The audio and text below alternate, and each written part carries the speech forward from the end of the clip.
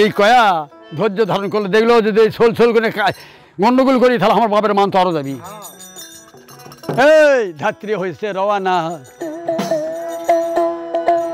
আহা ওই আমার কি ফল হইল পিরিতি করে জ্বালাই জ্বালাই সোনার অঙ্গল আমার আর গিয়া সে জলে রে আমার যাই ফল হইল পিরিতি করে। এই যে শাশুড়ি নদীর জ্বালায় আমার ও যাই জলে আর ওই আমার কি ফল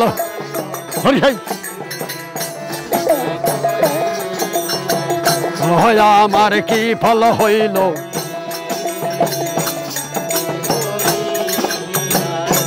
প্রাণয় বন্ধু বাজায় বাসি রাজ ও পন্থ যদি বাসির সরে মনয় দাসি আমি ঘরে এ না পাই থাকিতে রে ওই ও আমার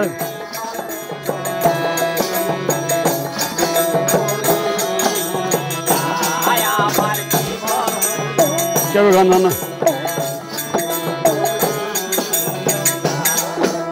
তরলা বাসে বাসি মদে মদে সাদা বলু তোমার বাসির কান্নে জানে আমার নামটি রাধারে ও আমার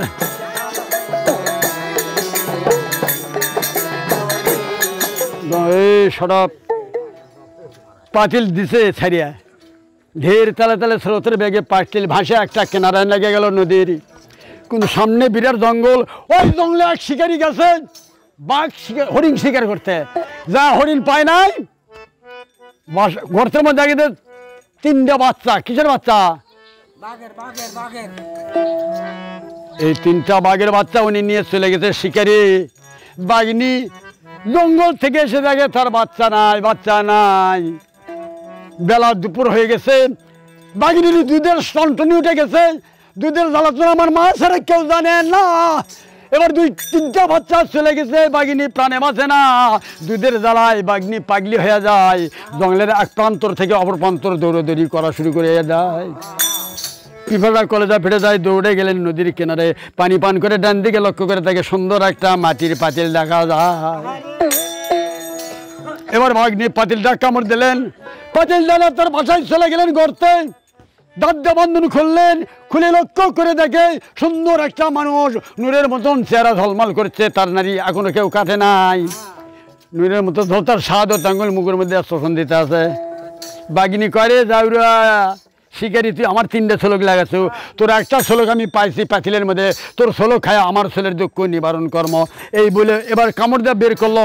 আমার আল্লাহ ডাক দেওয়া বলছে, জিবরাইল রে আর কাল বিলম্ব করো না, কারণ ওর মা আমার কাছে অদা করেছে, তো আমার হাতে শপথ করে দিয়েছে, মন্ত্রী যদি মারা যায় আমি তার মায়ের কাছে ফিরে দিতে পারবো না।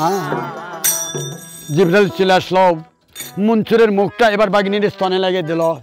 যতই দুধ খায় ততই বাঘিনীর স্তনের দুগ্ধ জ্বালাতন কমে যায়। এইরকম খাওয়া শুরু করলেন।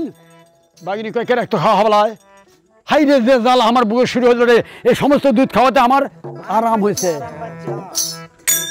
এই চান্সে আল্লাহর ফেরেশতা এবার মনসুরের নারী কেটে দেয়। নারী কাটলো বাঘের স্তনের দুধ খাওয়া।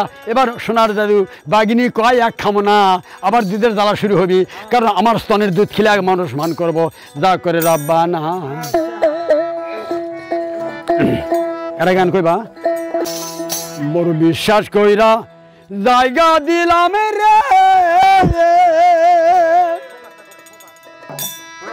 একদম যতই কোক আমি ফাটামো দেখিনি। ওরে বন্ধু ও আমার বুকের ওপরে তোমায় ভালোবাসা সব দিয়াছে তো, ওরে আমি ভালোবেসে সব দিলাম, সাজা করে যে জায়গা দিলাম রে ওরে বন্ধু আমার বুকের পরে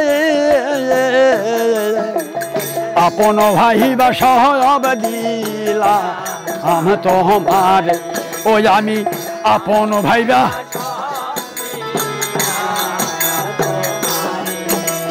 পিরিত যদি না করিতাম রে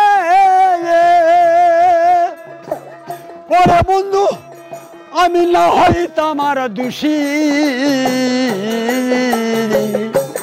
এখনো কেন সকল সমায় সহল কেলের জলের ভাসি পিরিত যদি না করিতাম রে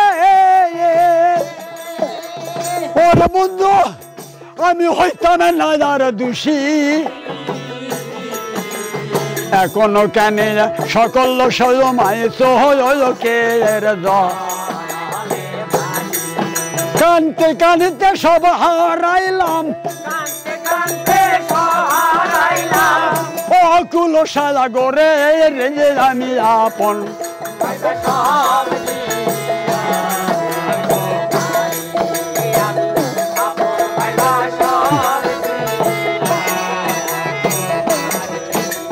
ভুলিবে না বইলা ছিল রে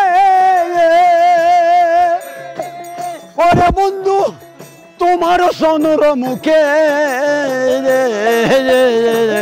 এখন কেন বহি লাগে লাইলা পাহায় আশায় আনাবা আন্দা বুকে এখন কেন বহিলা গেলে আমায় পাহায়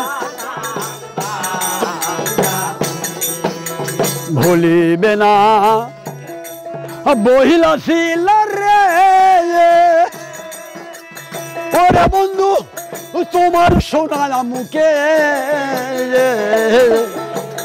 আপন ভাই বাসা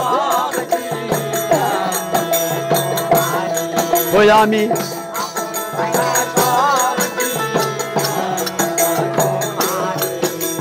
চিন্তা ভাবনায় সোনার দেহ রে ওরে আমার হইয়া গেল কালা যৌবন সৈল কাহিয়া হইল সুয়োগ নাগা আঙ্গের তলা আমার